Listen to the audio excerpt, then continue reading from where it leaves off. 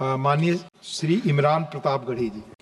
शुक्रिया सभापति महोदय। मेरा विषय जो है वो demand for direct regular train service connecting Pratapgarh UP to Mumbai. उपसभापति महोदय, उत्तर प्रदेश का जनपद प्रतापगढ़ गौरवशाली जिला है। इस जिले से बड़ी संख्या में देश की आर्थिक राजधानी मुंबई के लिए लोग रेल यात्रा करते हैं। व्यापार के लिए, नौकरी के लिए लाखों लोग मुंबई से जुड़े हुए हैं। मेरे जनपद प्रतापगढ़ से मुंबई के लिए डेली कोई भी ट्रेन नहीं जाती। सिर्फ साकेत एक्सप्रेस, जिसका नंबर 22-184 एवं 22-183 है, जो फैजाबाद अयोध्या से सप्ताह में 2 दिन चलती है और प्रतापगढ़ होकर जाती है। इस कारण से प्रतापगढ़ से मुंबई यात्रा करने वालों को बड़ी कठिनाई का सामना करना पड़ता है।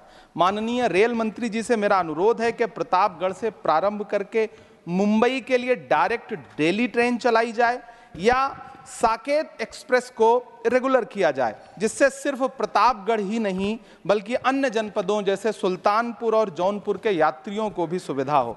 मैं खुद प्रतापगढ़ जनपद का हूं।